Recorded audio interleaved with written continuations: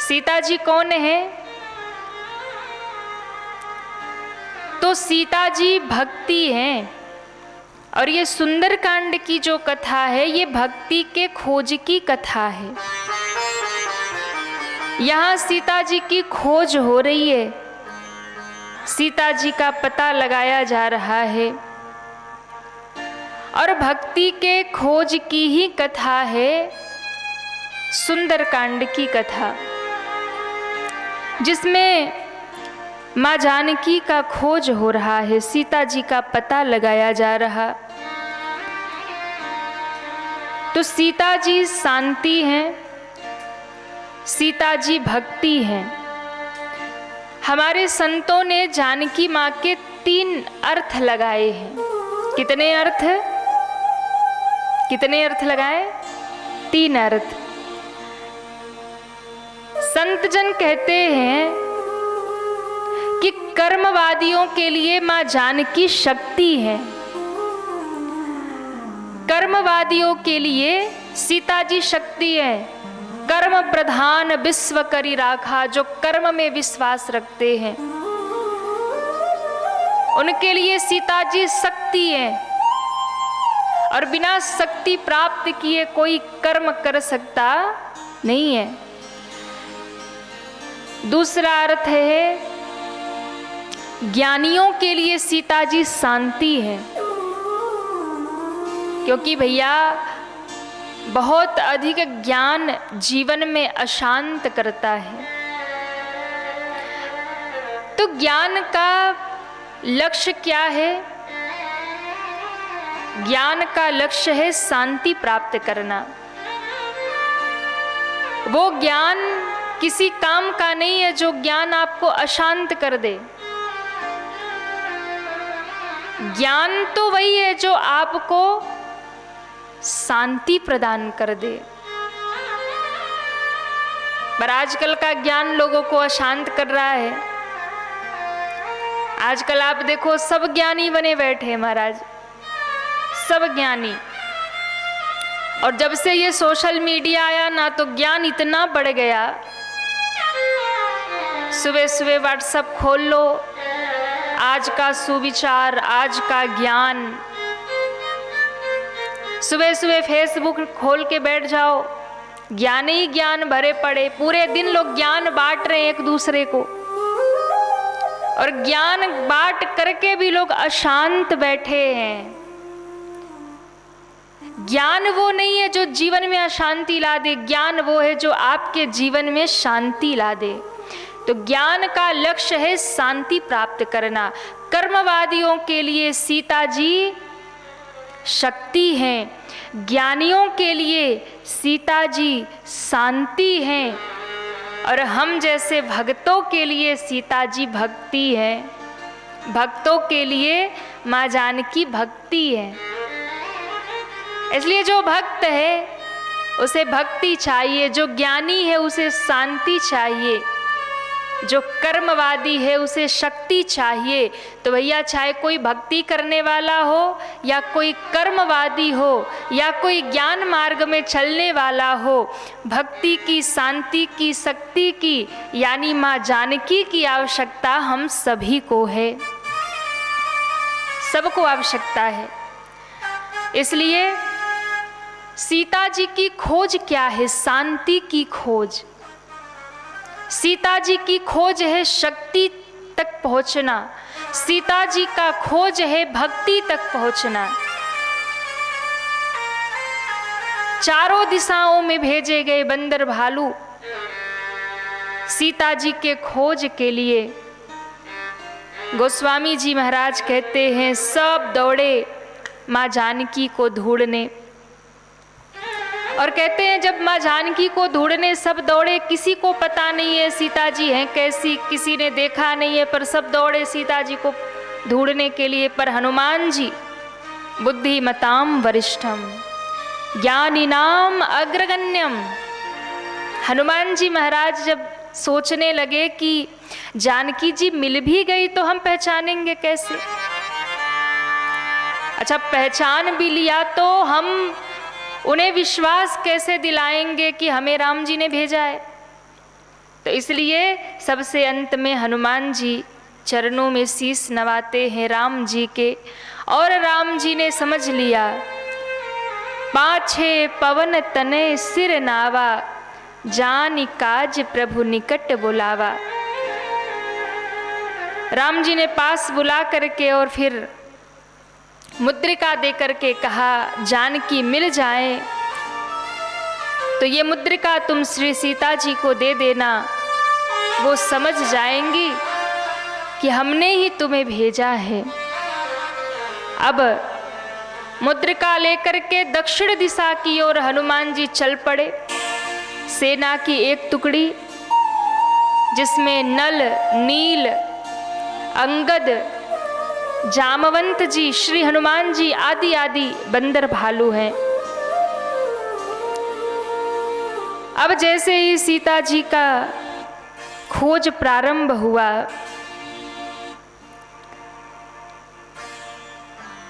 ढूंढते ढूंढते ढूंढते ढूंढते बहुत दूर निकल गए और कहते हैं सीता जी को ढूंढते ढूंढते जितने भी बंदर भालू थे सबको प्यास लग गई,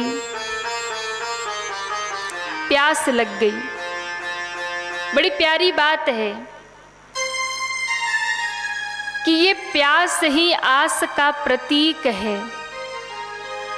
यानी जब भक्ति के मार्ग में हम आगे बढ़ते हैं ना, तो भक्ति करते करते कभी कभी ऐसा होता है कि भक्ति करते करते भक्त के जीवन में, भक्त के मन में लौकिक सुखों की प्यास लग जाती है। यानी भक्ति करते करते हे ठाकुर जी एक घर बन जाए, भक्ति करते करते हे भगवान नौकरी लग जाए, भक्ति करते करते मन में आस जगती है एक गाड़ी हो जाती, एक बंगला मिल जाता, एक नौकरी मिल जाती, ये हो जाता, वो हो जाता। संसारिक सुखों की प्यास, आस मन में जो लगती है, यही प्यास है। भक्ति के मार्ग में आगे बढ़ते बढ़ते बढ़ते बढ़ते सीता जी को ढूंढते हुए जब आगे बढ़े, बंदर भालुओं को भी प्यास लगी। संसारिक सुखों की आस ही प्यास है जो हम लोगों को भी लग ही जाती है। अब हनुमान जी ने कहा, अच्छा चिंता मत करो, सब भूखे प्यासे मरना चाहते हैं, ऐसा लगा प्राण नहीं बचेंगे। हनुमान जी ने कहा चिंता मत करो। तो हनुमान जी एक पर्वत पर चढ़े और पर्वत पे चढ़ के हनुमान जी ने दूर देखा तो एक गुफा दिखाई पड़ी जहां से पक्षी निकल रहे थे। हनुमान जी ने कहा कि अवश्य ही उस गुफा के भीतर जल है क्योंकि पक्षी जा रहे। कथा तो हम सब जानते ही है, पर हम यहाँ गूढ़ तत्व पे चर्चा कर रहे। जो सुंदर कांड या हनुमान जी के चरित्र का, उनकी कथा का जो आध्यात्मिक रहस्य है, चर्चा हम उस पर कर रहे। अब ध्यान रखिएगा, भक्ति की खोज में आगे बढ़ते बढ़ते जब हमें लौकिक सुखों की प्यास लग जाती है तो हनुमान जी महाराज कहते हैं उस समय हम सबको विश्वास रूपी पर्वत पर चढ़ जाना चाहिए। ये पर्वत विश्वास का प्रतीक है। और जब लौकिक सुखों की प्यास लगे, ये चाहिए वो चाहिए, तब विश्वास के पर्वत पे चढ़ो कि जिन भगवान की शरण में हैं वो भगवान हमारा सब कुछ करेंगे। हमें तो बस भक्ति के मार्ग में आगे बढ़ना है, भगवान पर विश्वास। जब लौकिक सुखों की प्यास लगे तो विश्वास के शिखर पे चढ़ जाओ। हनुमान जी ने दर्शन कराया। तो विश्वास रूपी पर्वत पे यहाँ बंदर भालू चढ़े।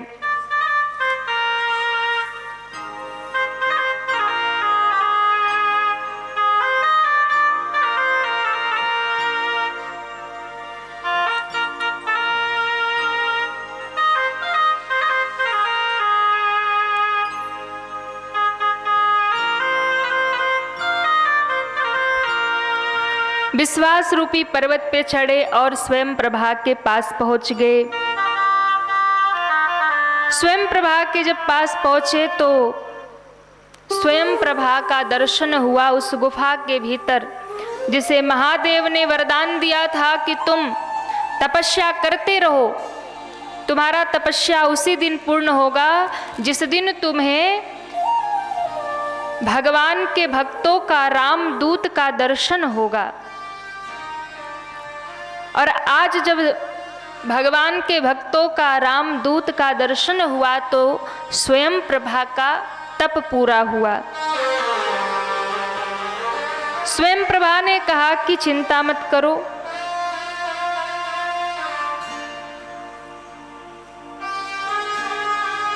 हम तुम्हें माँ जानकी का मार्ग दिखाएंगे, वहां तक पहुंचाएंगे। स्वयं प्रभा के पास जाकर के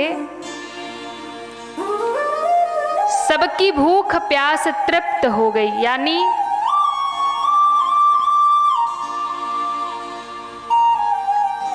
स्वयं प्रभा आत्मबल का प्रतीक है।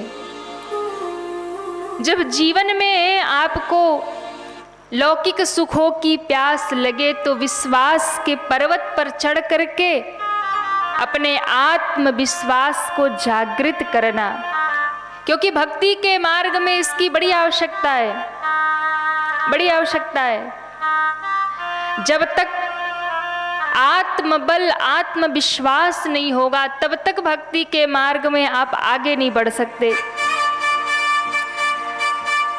किसी भी क्षेत्र में यदि आपको सफलता पाना है, किसी भी क्षेत्र में यदि आप बिजनेस करते हैं, व्यापार करते हैं, या फिर आप पढ़ाई कर रहे हैं, और यदि सफलता प्राप्त करना है तो सबसे पहले अपने आत्मबल को जागृत करिए।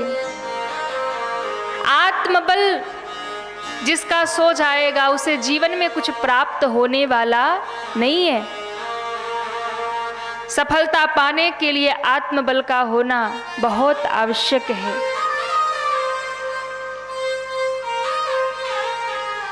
स्वयं प्रभा ने कहा नेत्र बंद करो, नेत्र बंद करो, हम आपको समुद्र के तट पर मां जानकी तक पहुंचा देंगे। नेत्र बंद किया, पर बंदरों का स्वभाव चंचल। यहां संकेत है बंदरों का स्वभाव चंचल नहीं है, हम सबका स्वभाव चंचल है। ये मन ही बंदर है जो चंचल है। जैसे बंदर एक डाली से दूसरी डाली, दूसरी से तीसरी डाली ना, तो ये किष्किंधा कांड में बंदरों की कथा है। क्यों? कीस का अर्थ होता है बंदर। बंदर यानी जो बहुत चंचल है, और ये बंदर कोई और नहीं, हमारा मन ही बंदर है जो चंचल है। इस डाली से उस डाली, बंदर कभी स्थिर नहीं रहता, मन भी कभी स्थिर नहीं रहता। इस डाली से उस डाली, उस डाली से इस डाली, दौड़ता ही रहता है, भागता ही रहता है, कभी रुकता ही नहीं है। और इसीलिए तो एक बड़ा प्यारा भाव गाया जाता है,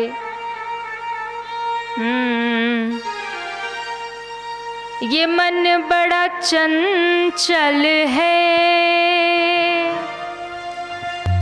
कैसे तेरा भजन करूं, ये मन बड़ा चंचल है, कैसे तेरा भजन करूं, ये मन बड़ा चंचल है, कैसे तेरा भजन करूं, जितना भी संभालो इसे, जितना भी संभालूं इसे, उतना ही मचल जाए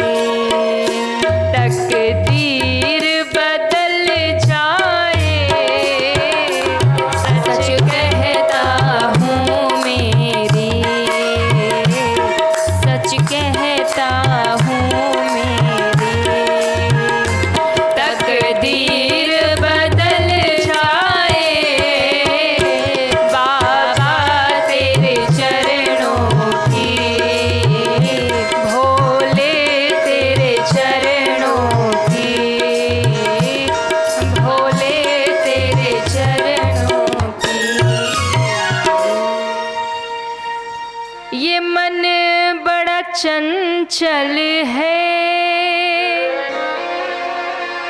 कैसे तेरा भजन करो, क्यों जितना भी संभालो इसे, जितना भी संभालो इसे, उतना ही मचल जाए भोले तेरे चरणों की। मन जैसा चंचल इस संसार में कुछ भी नहीं, इस मन जैसी तीव्र गति दुनिया में किसी और की नहीं महाराज। पवन से भी अधिक तीव्र वेग अगर किसी चीज का है, पवन से भी तीव्र यदि वेगवान कुछ है तो वो मनुष्य का मन है।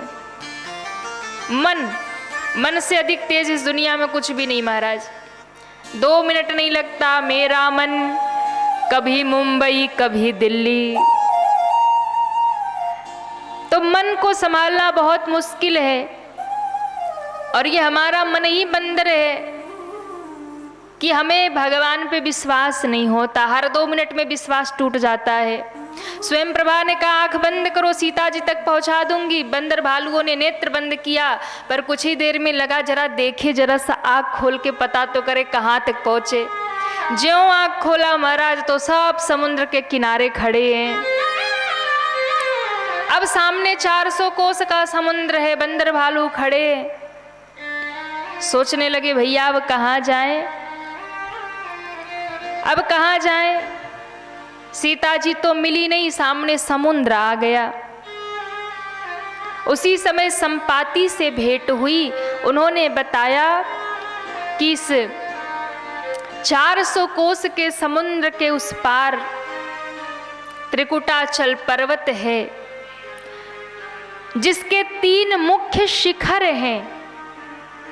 उसमें से भी जो मुख्य शिखर सुंदर है उस पर लंका बसी है, और उस लंका में अशोक वाटिका में मां जानकी बैठी है। अब चुनौती आ गई सब बंदर भालुओं के सामने कि भैया जिसमें भी पुरुषार्थ हो, बल हो, वो 400 कोस का समुद्र पार करे और जानकी जी का दर्शन प्राप्त करे, क्योंकि जो उस पार जाएगा वही सीता जी का दर्शन पाएगा। सीता अर्थात भक्ति, और हमने पहले ही कह दिया कि ये कथा भक्ति के खोज की है। ये कथा शांति की खोज की है, ये कथा शक्ति की खोज की है, ये भक्ति की यात्रा है। अब सामने आ गया 400 कोस का समुद्र। अब ये समुद्र क्या है, तो कहा ये समुद्र है अभिमान। भक्ति की यात्रा में सबसे पहली सीढ़ी है अभिमान, और इस अभिमान से तो भैया पार जाना बहुत कठिन है। अभिमान से पार जाना बहुत कठिन है। बड़े बड़े महात्मा भजन करते करते करते एक बार अभिमान में फंस जाते हैं कि भैया हमसे बड़ा तपस्वी कौन, हमसे बड़ा ज्ञानी कौन। नारद जी महाराज को अभिमान हो गया तो हम और आप कहाँ बच सकते हैं। अब सोचिए ये 400 कोस का जो समुद्र है ना, यही अभिमान है। उस पार भक्ति बैठी है, इस पार हम बैठे हैं, बीच में अभिमान का समुद्र है, और जो भी इस अभिमान के समुद्र को पार करेगा वही भक्ति स्वरूपा मां जानकी का दर्शन प्राप्त करेगा, वही दर्शन प्राप्त करेगा। अब सब बैठे बैठे विचार कर रहे हैं पार कौन करेगा। बिना समुद्र पार किए भक्ति नहीं मिलेंगी, अभिमान का समुद्र पार करना पड़ेगा, तभी भगवान मिलेंगे और तभी भक्ति मिलेंगी। विभीषण जी ने भी समुद्र पार किया, तब उन्हें राम जी मिले। समुद्र पार किया था ना। एहि विधि करत सप्रेम विचारा, एहि विधि करत सप्रेम विचारा, एहि विधि करत सप्रेम विचारा, एहि विधि करत सप्रेम विचारा। आयौ सपदि सिंधु एहि पारा, आयहु सपदि सिंधु एहि पारा, एहि विधि करत सप्रेम विचारा, एहि विधि करत सप्रेम विचारा, एहि विधि करत सप्रेम विचारा, एहि विधि करत, सब गाइए भाव से, विचारा। आयहु सपदि सिंधु एहि पारा, आयहु सपदि सिंधु एहि पारा, सिंधु एहि पारा, सिंधु एहि पारा, सिंधु एहि पारा। आयहु सपदि सिंधु एहि पारा। सिंधु यानी सागर को पार करके आए, तब राम जी मिले। यही अभिमान है। जब तक इसे पार नहीं करेंगे, ना तो भक्ति मिलेगी और ना भगवान मिलेंगे। पार तो करना ही पड़ेगा। सब बंदर भालू विचार कर रहे, भक्ति का मार्ग बहुत कठिन है। 400 कोस का समुद्र, उस पार भक्ति महारानी, भक्ति स्वरूपा माँ जानकी बैठी हैं। एक बड़ी प्यारी बात है, अपने आप को भक्त कहलाना बहुत सरल है, बड़ी बात नहीं है। अपने आप को भक्त कहलाना बड़ी बात नहीं है, पर भक्त बन जाना बड़ी बात है। भक्त बन जाना बड़ी बात है, भक्त कहलाना बड़ी बात नहीं, भक्त बन जाना बड़ी बात है। और भक्त तभी बन पाएंगे जब अभिमान रहित हो जाएंगे। अब देखिए, सब विचार कर रहे, सब विचार कर रहे, कौन पार जाएगा। जो नाघई सत जो जन सागर, करई सो राम काज मति आगर। जो पार जाएगा वही राम कार्य करेगा। निज निज बल सब काहू भाषा, पार जाई कर संशय राखा। अपने अपने बल का सबने अनुमान कर लिया, पर पार जाने में बड़ा संशय है। अब आप सोचिए, अभिमान से पार जाना कितना कठिन है। वो चाहे देहाभिमान हो या कोई भी अभिमान हो, उससे पार जाना बहुत कठिन। ये बंदर भालू कोई सामान्य नहीं है। कौन है बंदर भालू? ये बंदर भालू कौन है? ये जितने देवता हैं ना, ये सब देवता बंदर भालू बन के आए। कोई साधारण नहीं है, सब देवता ही बंदर भालू बनकर आए हैं। पर देहाभिमान से ऊपर जाना इतना मुश्किल है कि सब कह रहे हैं कि भैया पार नहीं जा सकते। निज निज बल सब काहू भाषा,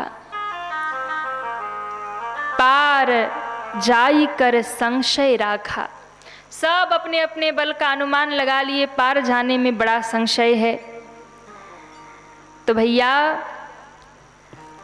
ये बानर सामान्य दिखाई दे रहे, पर सामान्य नहीं है, देवता हैं। लेकिन आप विचार करिए, पार कौन जाएगा? जो देहाभिमान से ऊपर उठ जाएगा। तो कौन पार जा सकता है? सबने अपना अपना अनुमान लगा लिया, पर भैया पार तो वही जाएगा जिस पर राम जी पर भरोसा होगा। एक भरोसो एक बल, एक आस विश्वास।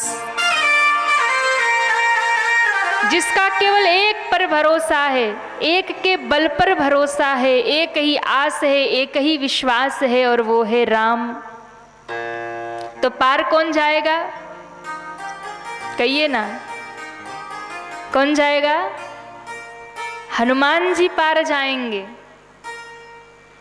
हनुमान जी, पर हनुमान जी पार क्यों गए? क्योंकि ध्यान रखिएगा, जिसको अभिमान नहीं होगा, हनुमान का अर्थ क्या है? हनुमान, जो अपने मान का हनन कर दे वही है हनुमान। जो अपने मान का मर्दन कर दे, जो अपने मान को मिटा दे वही है हनुमान। तो हनुमान जी पार क्यों गए? क्योंकि हनुमान जी तो भैया राम के ध्यान में रहते हैं। ध्यान रखिएगा, हनुमान जी ना तो देह भाव में रहते हैं, हनुमान जी ना तो गेह भाव में रहते हैं, हनुमान जी तो केवल राम जी के नेह भाव में रहते हैं। नेह भाव में, उनके प्रेम के भाव में रहते। ना देह का भान है ना गेह का भान है। और हम लोग को देह का भी भान है, गेह का भी भान है, पर राम जी के नेह का भान नहीं है।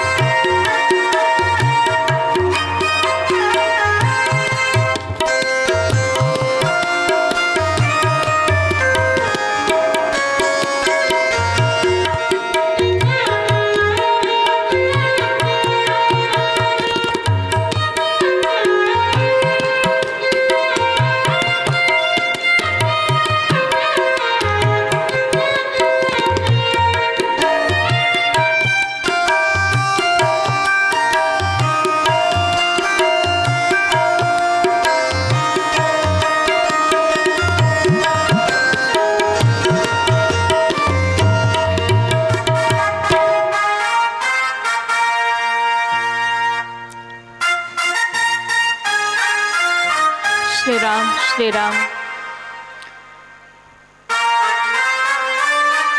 श्री राम। बोलिए रामचंद्र भगवान की। हम सभी चर्चा कर रहे थे, हनुमान जी देह भाव से ऊपर उठे हैं और जब तक देहाभिमान रहेगा मैं फलाना हूँ मैं फला हूँ, तब तक भक्ति के मार्ग में कोई आगे नहीं बढ़ सकता। तो अब समस्या ये है, पार कौन जाएगा। जामवंत जी ने कहा कि तुम सबको धिक्कार है। अरे मुझे देखो, जब मैं युवा था तो मैंने बड़े बड़े काम किए। बलि बाधत प्रभु बाढ़े सो तनु बरनी न जाई, उभय धरी महदिन है सात प्रदक्षिण धाई। दौड़कर मैंने 7 प्रदक्षिणा लगाई थी भगवान की, और तुम सब ये छोटा समुद्र पार नहीं कर पाते। ये सुनकर अंगद जी महाराज खड़े हो गए। अंगद जी ने कहा मैं पार चला जाऊंगा। अंगद कहीं जाऊं मैं पारा, जिय संशय कछु भीरति बारा। अंगद कहीं जाऊं मैं पारा, जिय संशय कछु भीरति बारा। अंगद जी ने कहा मैं उस पार चला जाऊंगा। सब प्रसन्न हो गए, जय हो अंगद जी।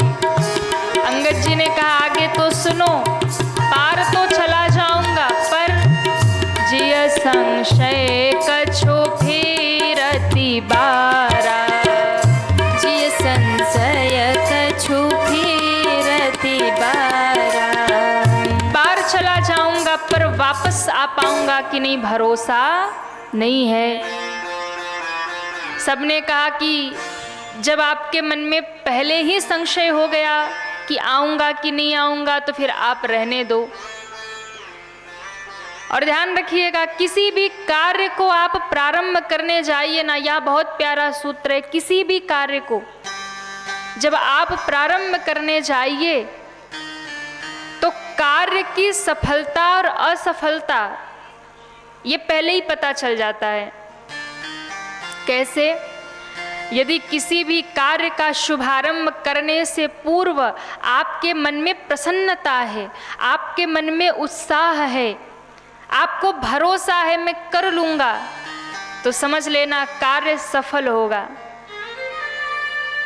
लेकिन यदि किसी भी काम को शुरू करने से पहले आपके मन में पहले ही आ गया होगा कि नहीं होगा, अच्छा होगा नहीं होगा, कर पाऊंगा कि नहीं कर पाऊंगा, उत्साह नहीं है, प्रसन्नता नहीं है, या फिर कार्य को करने के लिए आपके मन में विश्वास नहीं है, तो आप समझ लो कि फिर संशय है, काम पूरा होगा कि नहीं होगा। इसलिए कोई भी कार्य का शुभारंभ करिए तो पूरे विश्वास के साथ, प्रसन्नता के साथ उस कार्य का प्रारंभ करिए, तब आपको सफलता मिलेगी। ज्योतिष शास्त्र में ऋषियों ने अपना अपना मत दिया है कि हमें कार्य कब शुरू करना चाहिए। एक बहुत प्यारा श्लोक है, उषः प्रशस्यते गर्गः शकुनं च बृहस्पति, अंगीरा मनसः उत्साहो विप्रवाक्यम जनार्दनः। 4 ऋषियों ने अपना अपना मत दिया कि यदि आप किसी भी कार्य में सफलता चाहते हैं तो काम कब शुरू करें। तो कहा उषः प्रशस्यते गर्गः। गर्गाचार्य ऋषि क्या कहते हैं? बोले उषा काल में, यानी भोर की वेला में किसी कार्य का प्रारंभ करिए या कार्य करने के लिए प्रस्थान करिए। उषा काल यानी जब सूर्य की पहली किरण धरती पे पड़ रही हो, वृक्ष में ओस की बूंदें पड़ी हो, प्रातः काल की बेला, सूर्योदय से किसी कार्य का शुभारंभ करिए तो निश्चित रूप से शुभ होता है और वो कार्य पूरा हो जाता है। किसी भी यात्रा का शुभारंभ करना हो तो प्रातः काल में यात्रा का प्रारंभ करना चाहिए, गर्गाचार्य जी का मत है। दूसरे ऋषि हैं बृहस्पति। इन्होंने कहा कि चलो मान लो कि सुबह नहीं निकल पाए, विलंब हो गया, जगने में उठने में विलंब हो गया, कार्य शुरू करने में विलंब हो गया या यात्रा प्रारंभ करने में विलंब हो गया, तो क्या करें? तो बोले दूसरा चीज देख लीजिए, शकुनम च बृहस्पति। बृहस्पति जी कहते हैं जब देखिए कि आसपास शुभ शकुन दिखाई पड़े, शुभ हो रहे हो, शकुन हो रहे हो, तो ऐसे समय जब शुभ शकुन हो रहे हो तब आप यदि कार्य का प्रारंभ करते हैं तो निश्चित रूप से आपका कार्य निर्विघ्न पूरा हो जाता है।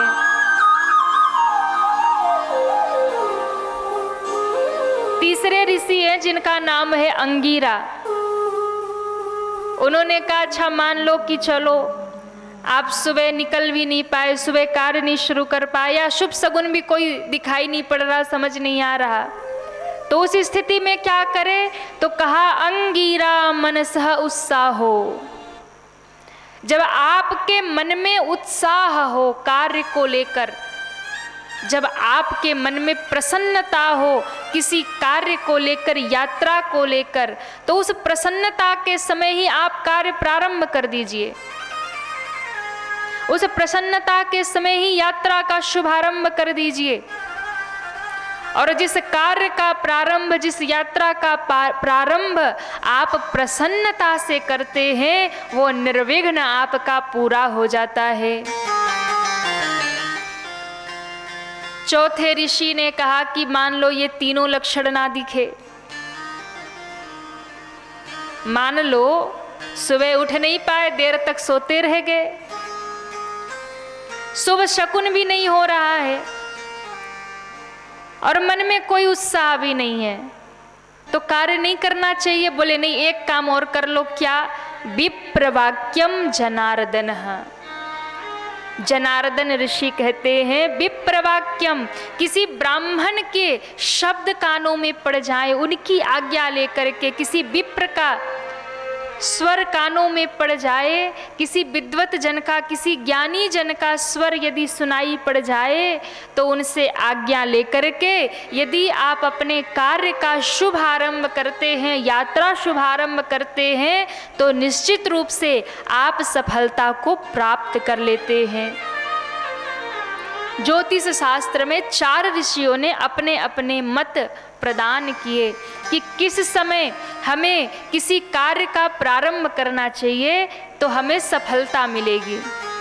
कोई भी काम प्रारंभ करिए तो प्रातः काल प्रारंभ करिए, प्रातः ना कर पाए तो शुभ शकुन हो रहा हो तब प्रारंभ करिए, तब भी ना कर पाए तो अंगीरा मनसः उत्साह हो, मन में प्रसन्नता उत्साह हो रहा हो तब कार्य शुरू करिए, और तब भी नहीं कर पाए तो विप्रवाक्यम जनार्दन, किसी ब्राह्मण के, विप्र के, विद्वान के मुख से आज्ञा लेकर के कार्य का शुभारंभ करिए तो आपका कार्य पूरा हो जाएगा। अब यहाँ अंगद जी ने पहले ही कह दिया, जी संशय कछु फिरती बारा। जामवंत जी ने कहा बस करो, अब बैठ जाओ। क्यों? पहले ही जिस कार्य को करने में आपके मन में उत्साह नहीं है या फिर कहीं संशय हो गया तो फिर समझ लो कि वो कार्य में असफलता निश्चित है। तो अब क्या किया जाए? तो कहा अब एक ही उपाय है, अब तो श्री हनुमान जी को जगाया जाए, क्योंकि श्री हनुमान जी हैं जो भक्ति की खोज करेंगे, भक्ति के मार्ग में आगे बढ़ेंगे। अब हनुमान जी हैं कहाँ? खोज होने लगी, कहाँ है हनुमान जी? तो भैया हनुमान जी तो ना देह भाव में रहते हैं ना गेह भाव में रहते हैं, वो तो राम जी के सदैव नेह भाव में रहते हैं। वो तो नित्य भक्ति में डूबे रहते हैं। तो हनुमान जी को जगाने के लिए देखा दूर एक शिला पर नेत्र बंद किए हुए, हाथ जोड़े हुए श्री हनुमान जी बैठे हैं और बस एक ही भाव चल रहा है, भजो मन राम सिया राम सिया राम सिया, भजो मन राम सिया राम सिया राम सिया, भजो मन राम सिया राम सिया राम सिया, भजो मन राम सिया राम सिया राम सिया, भजो मन राम सिया राम सिया राम सिया, भजो मन राम सिया राम सिया राम सिया, भजो मन राम सिया राम सिया राम सिया, भजो मन राम सिया राम सिया राम सिया, गाओ मन राम सिया राम सिया राम सिया, गाओ मन राम सिया राम सिया राम सिया, भजो मन राम सिया राम सिया राम सिया, भजो मन राम सिया राम सिया राम। बंदर भालुओं ने हनुमान जी को घेर लिया। हनुमान जी तो ध्यान में बैठे हैं, कैसे जागेंगे? तो सबने हनुमान जी को घेर लिया और सबने गाना शुरू किया।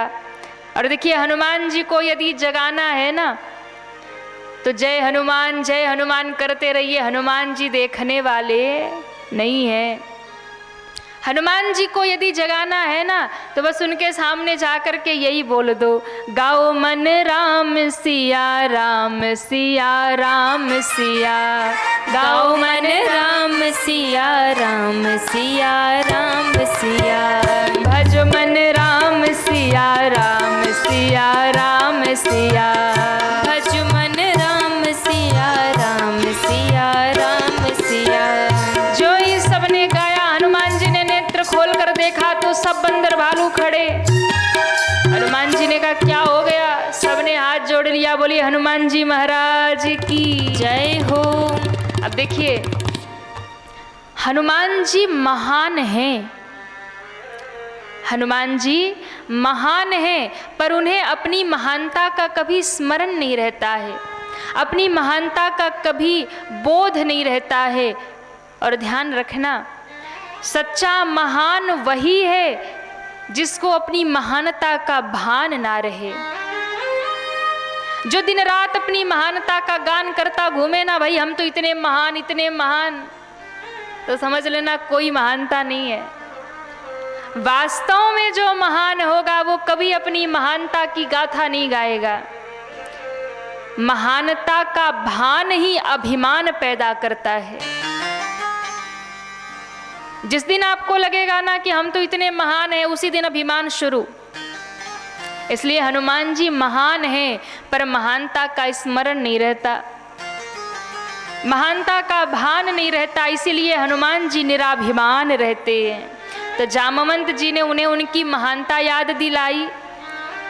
जामवंत जी ने कहा हनुमान जी आपको नहीं पता आप कितने महान हैं। हनुमान जी ने कहा कितने महान हैं? तो जामवंत जी ने कहा सुनिए, हम बता रहे हैं आप कितने महान हैं।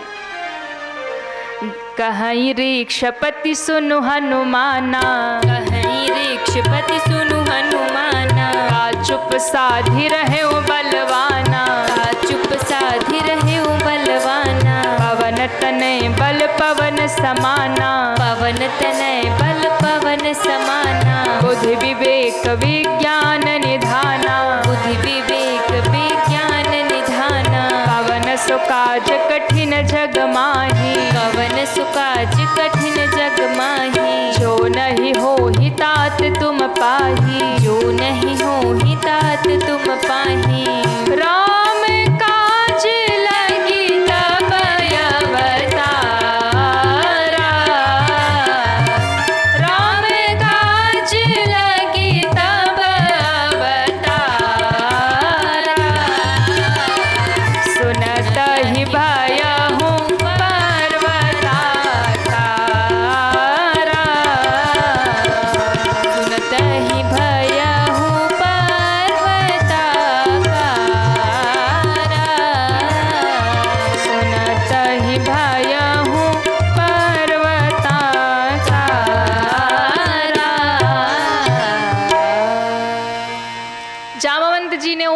उनकी महानता का भान कराया, बोध कराया। हे हनुमान जी उठो, अरे जिसके लिए तुमने अवतार लिया है, जिसके लिए आप शंकर से बंदर बने हो, वही राम जी का कार्य करने का अब समय आ गया। इसलिए उठो, राम कार्य में संलग्न हो जाओ। और उसी समय हनुमान जी की शक्ति जाग उठी, जब सुना कि राम काज लगी तब अवतारा। शक्ति जाग गई। और ध्यान रखिएगा, समाज के जो वृद्ध हैं, समाज के जो अनुभवी हैं, उन्हें चाहिए कि वो राष्ट्र के, समाज के युवाओं को जगाएं, उन्हें भक्ति के मार्ग में प्रशस्त करें, उन्हें शक्ति की खोज में, भक्ति की खोज में, शांति की खोज में उन्हें प्रशस्त करें। समाज के जामवंत जैसे वृद्धों को चाहिए कि हनुमान जैसे युवाओं की शक्ति का बोध उन्हें कराएं, उन्हें जागृत करें, उन्हें दिशा दें। क्योंकि यदि आज की युवाओं को दिशा नहीं दी जाएगी तो वो दिशा विहीन हो जाएंगे। आज के ज्यादातर युवा भटके हुए हैं, दिशा विहीन हैं। क्यों? क्योंकि वो अपने जामवंतों की, यानी अपने बड़े बुजुर्गों की, जिनके पास अनुभव है, अपने वृद्धों की बात सुनते नहीं हैं। इसलिए उनके भीतर शक्ति तो बहुत है, ऊर्जा तो बहुत है, पर उस ऊर्जा का उपयोग सही मार्ग में नहीं हो रहा है। उस ऊर्जा का उपयोग सही मार्ग में करना होगा। उन्हें योग्य दिशा देनी होगी। हनुमान जी के पास तो बहुत बल था, पर वो भूले बैठे थे, दिशा नहीं थी। जब जामवंत जी ने उन्हें दिशा दिखाई, तब हनुमान जी ने इतना बड़ा कार्य कर दिया, लंका जला के आ गए महाराज। आज के युवाओं में भी वही शक्ति है, वही सामर्थ्य है, वो बड़े से बड़ा कार्य कर सकते हैं, पर दिशा विहीन है। उनकी ऊर्जा गलत रास्तों में जा रही है, उनकी ऊर्जा को दिशा नहीं मिल रही है। इसलिए जितने भी युवा हैं, उन्हें हनुमान जी का चरित्र का अनुसरण करना चाहिए, हनुमान जी का अनुसरण करना चाहिए। जो अनुभवशील हमारे समाज के वृद्ध हैं, उनसे जाकर के दिशा मांगनी चाहिए, मार्ग पूछना चाहिए, अपने विचार को बदलना चाहिए। इसलिए स्वामी विवेकानंद जी कहा करते थे, केवल भंडारे करने से काम नहीं चलेगा, लोगों को अपने मनोविचार से ऊपर उठना पड़ेगा, समाज के युवाओं को नया मार्ग देना पड़ेगा, तब राष्ट्र का उत्थान होगा, तब समाज का कल्याण होगा।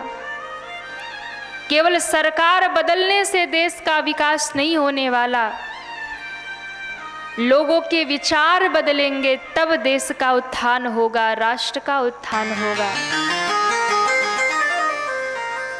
एक और बात, भारतीय संस्कृति ही सीता है, भारत की संस्कृति ही सीता है, जो आज विदेश में पहुंचाई जा रही है।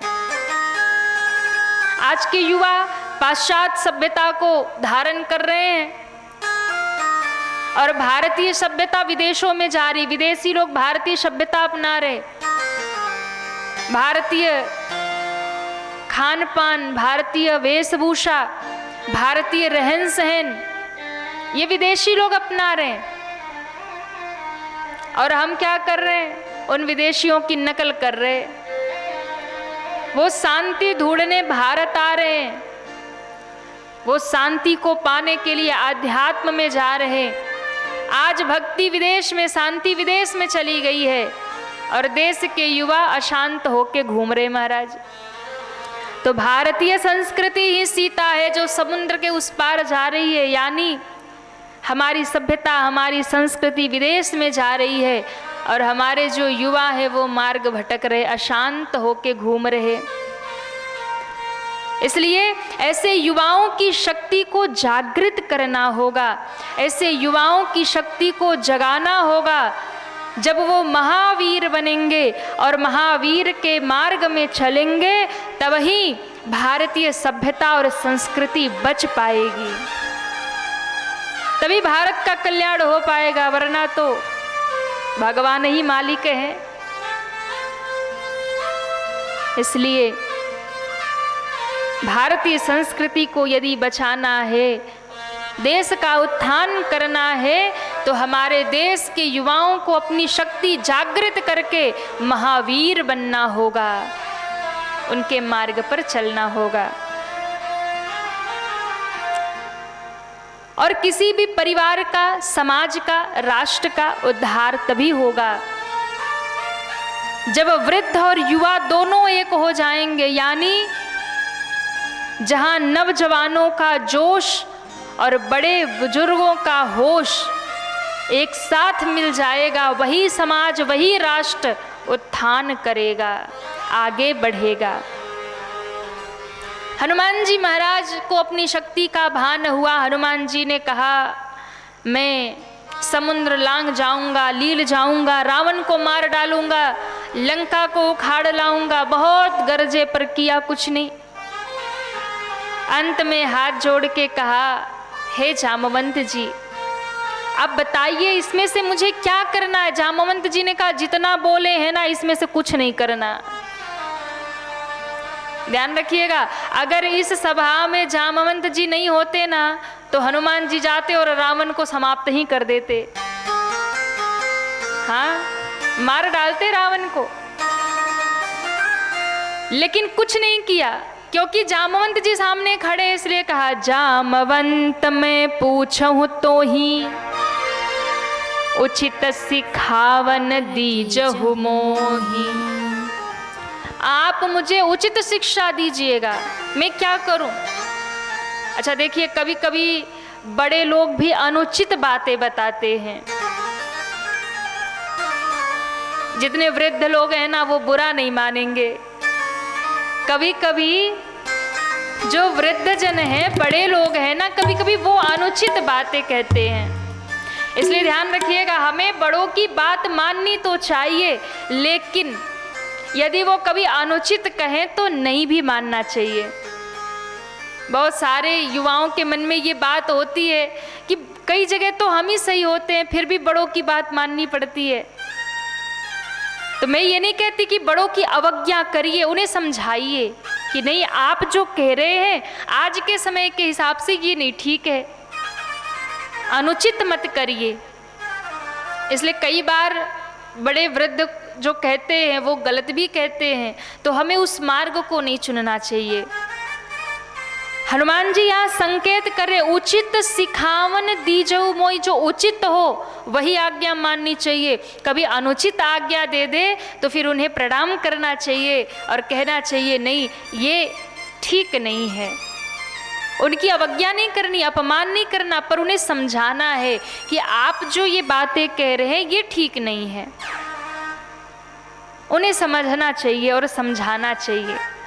उचित सिखावन दीजहु मोहि, मुझे उचित शिक्षा दीजिए। जामवंत जी ने कहा, हे हनुमान, बस इतना करिएगा, जानकी जी को देख करके लौट आइएगा।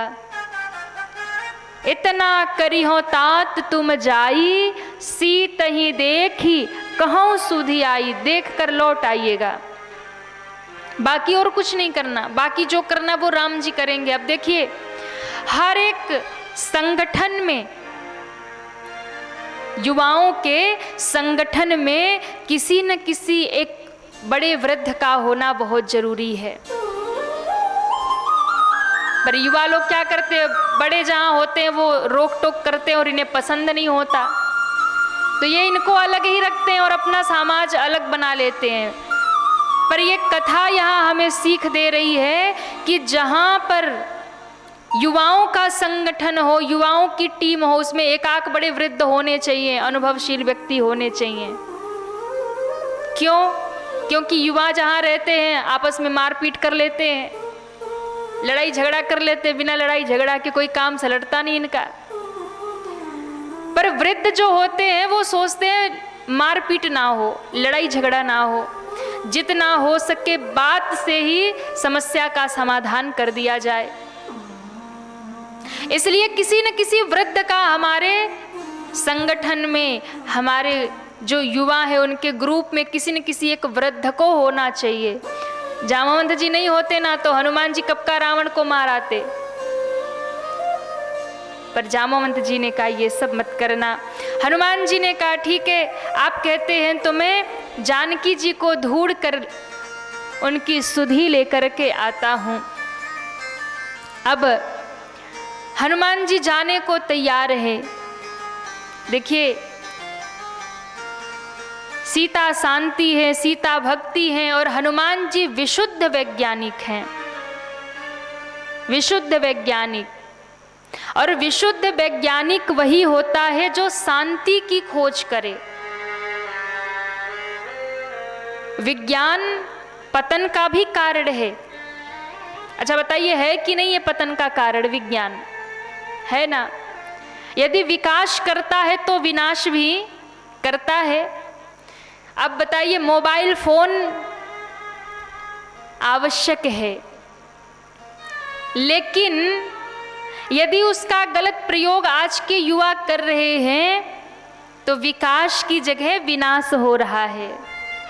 हो रहा है कि नहीं हो रहा? कहिए ना, हो रहा है कि नहीं हो रहा है? अब वो क्या करते, वो 4-4 घंटे बैठे रील देख रहे हैं। उन्हें लगता है कि अभी तो 2 ही 4 देखा है, पर 2-4 के चक्कर में 100-200 देख लिए महाराज। एक आया हटा दी, दूसरा आया हटा दिया, तीसरा आया अच्छी लगी तो देखा नहीं, उसे भी हटा दिया। अब हटाते जा रहे, देखते जा रहे, देखते जा रहे, 100-150 रील देख डाली। अब तो पहले कौन सा देखा था याद भी नहीं रहा महाराज, पहली याद ही नहीं रही, भूल गई। अब पता चला कि 1-1, 2-2 मिनट के रील्स के चक्कर में 2 घंटे 3 घंटे ऐसे ही बीत गए। तो ये क्या है? विनाश का कारण बन गया। विकास होना चाहिए, पर विकास हमें शांति प्रदान करने वाला होना चाहिए, विनाशकारी नहीं होना चाहिए। तो हनुमान जी विशुद्ध वैज्ञानिक हैं, और विशुद्ध वैज्ञानिक वही है जो शांति की खोज करे महाराज, जो शक्ति की खोज करे। आज जितना ही विकास हो रहा उतना विनाश भी हो रहा, जितना ही डिजिटल इंडिया बन रहा है उतने ही महाराज विनाश की ओर बढ़ रहा है। दुनिया डिजिटल हो रही है, इंडिया को भी डिजिटल बनाना है, भारत भी बनेगा डिजिटल, पर उस चक्कर में महाराज संस्कृति सभ्यता सब मिटती जा रही है। विकास तो हो रहा पर विनाश साथ लेकर के आ रहा। तो हनुमान जी विशुद्ध वैज्ञानिक हैं, और विशुद्ध वैज्ञानिक वही है जो शांति की खोज करे। विज्ञान वो है जो शांति स्थापित करे। आज के वैज्ञानिक मंगल की खोज कर रहे हैं, मंगल ग्रह खोज रहे महाराज।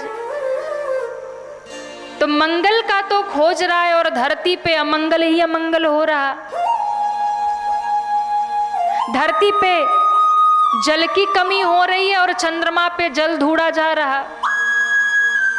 यहाँ पानी की कमी हो रही है और वहां पानी ढूंढ रहे महाराज। तो खोज तो होना चाहिए, पर खोज शांति का होना चाहिए। मार्ग वो होना चाहिए जो अंत में आपको शांति प्रदान करे। पायो परम विश्राम, जो आपको विश्राम दे, शांति दे। हनुमान जी सीता जी की खोज के लिए तत्पर है, सीता जी की खोज के लिए निकल रहे हैं। और भैया वास्तव में खोज का ही नाम जीवन है।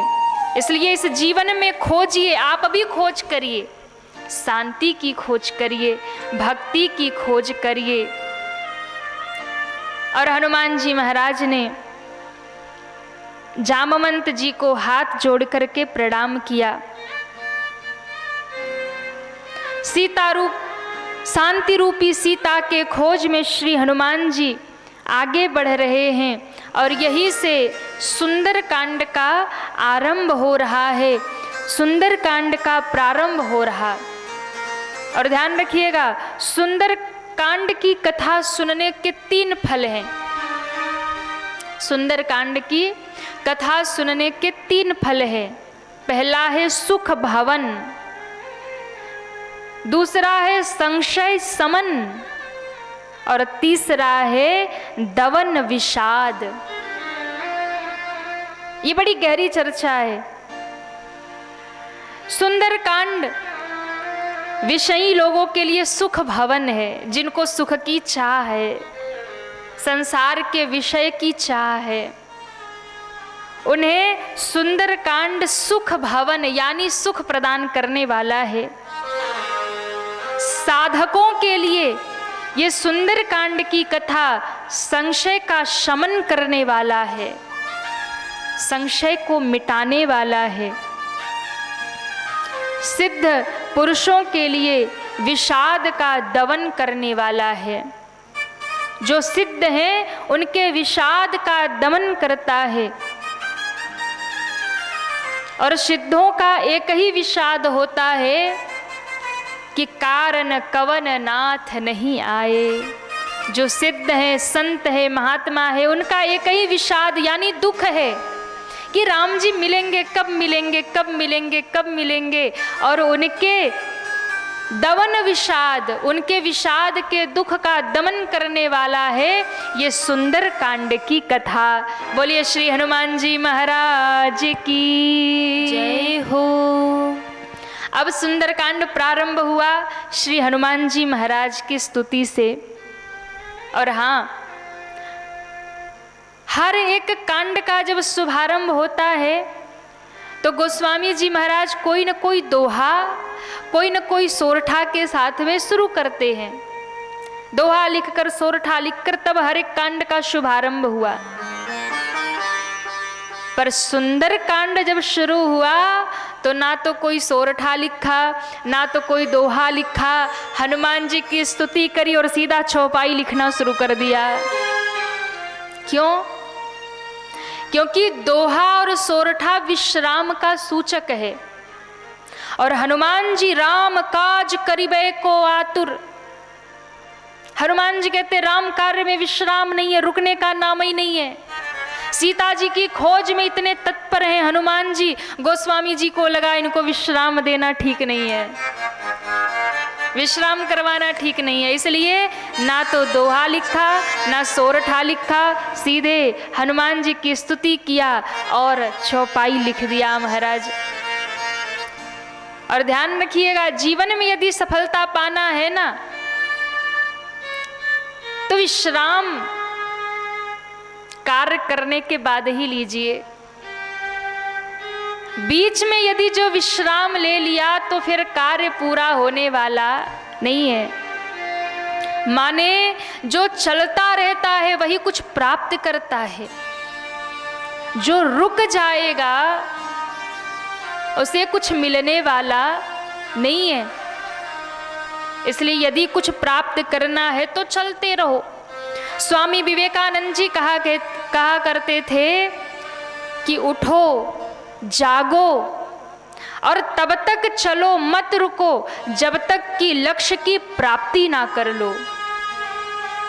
तब तक चलो, मत रुको जब तक लक्ष्य की प्राप्ति ना हो जाए। क्योंकि जो चलेगा वही पहुंचेगा। हनुमान जी महाराज से युवाओं को ये भी यहाँ पर सीख लेना चाहिए कि लक्ष्य की प्राप्ति में जब आप निकले हैं, सिद्धि की प्राप्ति में जब आप निकले हैं, अपने लक्ष्य की प्राप्ति में, जब अध्ययन के कार्य में, पढ़ाई के कार्य में, कोई एग्ज़ाम देना है, कोई आपको कंपटीशन की तैयारी कर रहे हैं, उस समय एकाग्र चित्त हो करके अपने लक्ष्य को साधिए और तब तक चलते रहिए जब तक कि सफलता प्राप्त ना हो जाए। ये हनुमान जी महाराज ने अपने चरित्र से, अपने जीवन से सीख दिया। इसलिए जो चलेगा वही प्राप्त करेगा। हनुमान जी ने जब तक माँ जानकी का दर्शन नहीं किया तब तक विश्राम नहीं किया, जब तक राम कार्य नहीं किया तब तक विश्राम नहीं किया। कुछ प्राप्त करना है तो चलना पड़ेगा, आगे बढ़ना पड़ेगा, तब कुछ प्राप्त होगा, लगना पड़ेगा। जब तक नहीं लगेंगे तब तक सफलता मिलने वाली नहीं है। और एक बात, सफलता का कोई शॉर्टकट नहीं होता। कोई सोचे कि भैया हम शॉर्टकट पार हो जाएं तो फिर वो अनर्थ की ओर ही ले जाएगा। सफलता का कोई शॉर्टकट नहीं होता, परिश्रम तो पूरा ही करना पड़ेगा, पूरी लगन से लगना पड़ेगा, तभी आपको जीवन में सफलता मिलेगी। यह हनुमान जी की कथा कहती है। तो श्री हनुमान जी ने गुरु मान लिया जामवंत जी को, क्योंकि बिना गुरु के भी भक्ति का मार्ग नहीं मिलता, और सबको मस्तक नवाया। और सबसे हनुमान जी ने कहा कि आप सब यही रहिएगा, मेरा मार्ग देखिएगा, मैं लौट करके जरूर आऊँगा। गोस्वामी जी महाराज कहते हैं, ना कोई दोहा लिखा ना कोई सोरठा लिखा, और महाराज सीधे सुंदर कांड का प्रारंभ कर दिया। अतुलित बल धामम हेम शैलाभदेहम दनुजवन कृशानुम ज्ञानी नाम अग्रगण्यम सकल गुण निधानम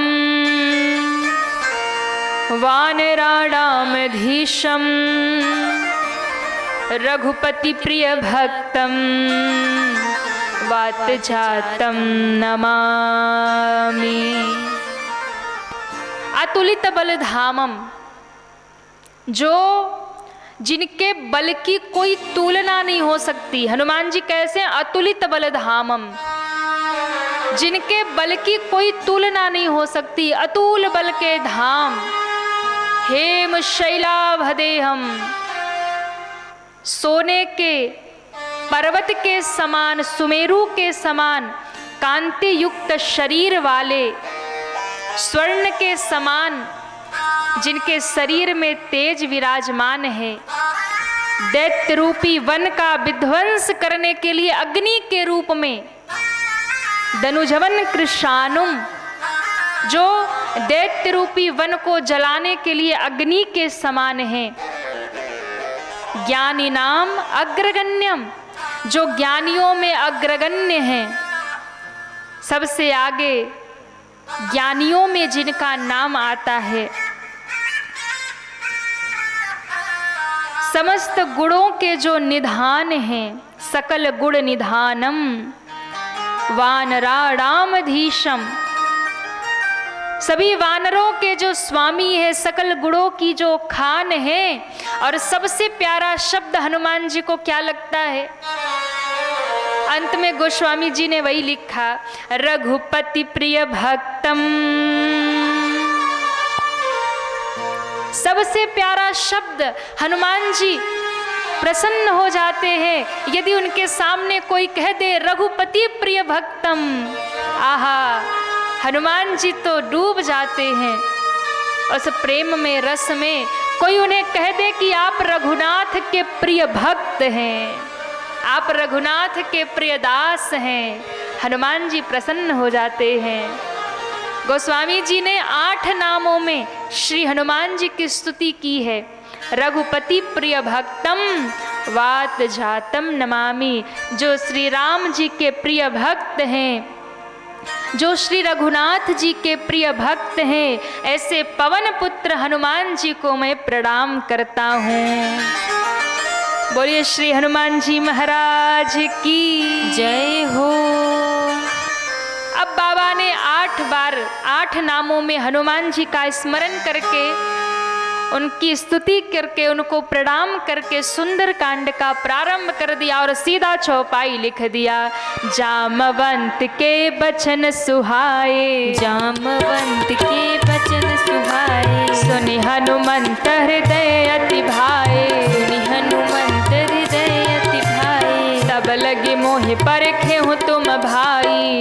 लागी मोहि पर क्यों तुम भाई। सही दुख कंद मूल फल खाई, सही दुख कंद मूल फल खाई। जब लगी आवो सीत ही देखी, जब लगी आवो सीत जय हो देखी। होई काजू मोहि हर्ष विशेषी, होई काजू मोहि हरस विशेषी। होई काजू मोहि हर्ष विशेषी, होई काजू मोहि हरस विशेषी। हनुमान जी महाराज ने हाथ जोड़ करके सबको प्रणाम किया। जामवंत के वचन सुहाए, सुंदरकांड प्रारंभ हुआ। जामवंत जी के वचन, अच्छा अब कई बार लोग सोचते कौन से वचन, तो किष्किंधा कांड के विश्राम में, जैसा मैंने कल बताया कि किष्किंधा कांड के विश्राम से ही सुंदरकांड शुरू होता है, तभी समझ में आएगा। तो विश्राम में कहा था कि इतना करिहो तात तुम जाई, सीत ही देख कहूँ सुधी आई। तो यही वचन हनुमान जी को बहुत अच्छा लगा, बस इतना करिए, सीता जी को देख कर आइए। और यही वचन जामवंत जी के हनुमान जी को बहुत सुहाए, बड़े प्यारे लगे। और सुंदरकांड के प्रथम में बाबा लिखते हैं, जामवंत के वचन सुहाए, सुनी हनुमंत हृदय अति भाए।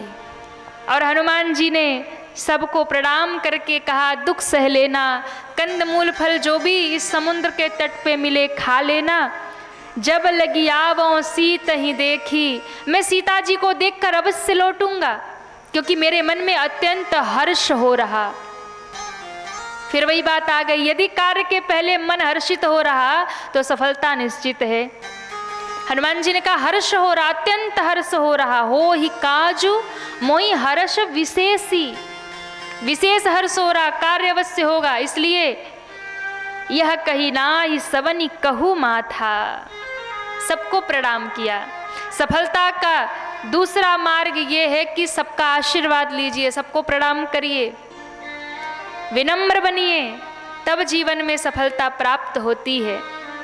जब तक विनम्रता नहीं आएगी और जब तक बड़ों के सामने झुकेंगे नहीं, तब तक विद्या प्राप्त नहीं होगी, सफलता प्राप्त नहीं होगी। हनुमान जी ने सबको मस्तक झुकाया और कहा यही रहिएगा, मेरा इंतजार करिएगा, मैं लौट कर के आऊँगा, कार्य करके लौटूंगा, मैं आऊँगा, तब हम सब मिलकर रघुनाथ जी के पास चलेंगे। और बहुत प्यारा सूत्र है, देखिए हनुमान जी चाहते तो ये भी कह देते कि आप सब जाइए, हम आते हैं सीता जी को देखकर, पर हनुमान जी को लगा कि अगर सब चले जाएंगे, मैं अंत में जाऊंगा तो बस मेरा नाम होगा, मेरा यश फैलेगा कि हनुमान ने सीता जी का पता लगाया। लेकिन जब मैं इन सब बंदरों के साथ रघुनाथ जी के पास जाऊंगा, तब मेरे साथ साथ इन सारे बंदर भालुओं का यश फैलेगा कि हम सबने मिलकर सीता जी का पता लगाया है। और यही हनुमान जी की विशेषता है कि भैया आज दुनिया में लोग अकेले ही यश लेना चाहते हैं। जब यश की बात आती है ना, तो लोग अकेले यश लेना चाहते हैं कि अरे हमारा ही नाम हो कि फलाने ने ये किया। और तो और महाराज मामला और खतरनाक तब हो जाता है जब लोग दूसरों का भी, दूसरों के हिस्से का भी यश अपने माथे पे रख लेते हैं, अपने हिस्से में रख लेते हैं।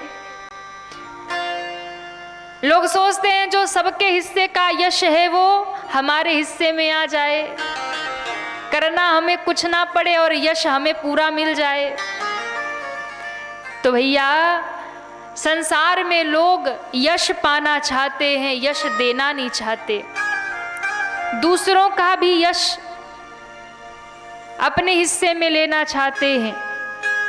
पर ध्यान रखिएगा, जो अपना यश दूसरों में बांटता है उसका यश भगवान अपने मुख से गाते हैं।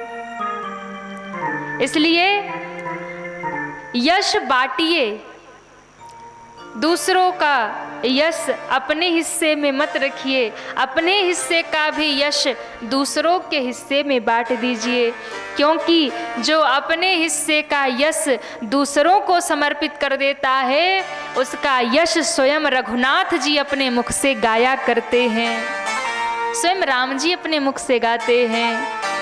गोस्वामी जी कहते हैं ना, महावीर बिनवऊ हनुमाना, महावीर बिनवऊ हनुमाना, महावीर बिनवऊ हनुमाना, महावीर बिनवऊ हनुमाना, राम जासु जस आपो बखाना, राम जसु जस आपो बखाना, महावीर बिनवऊ हनुमाना,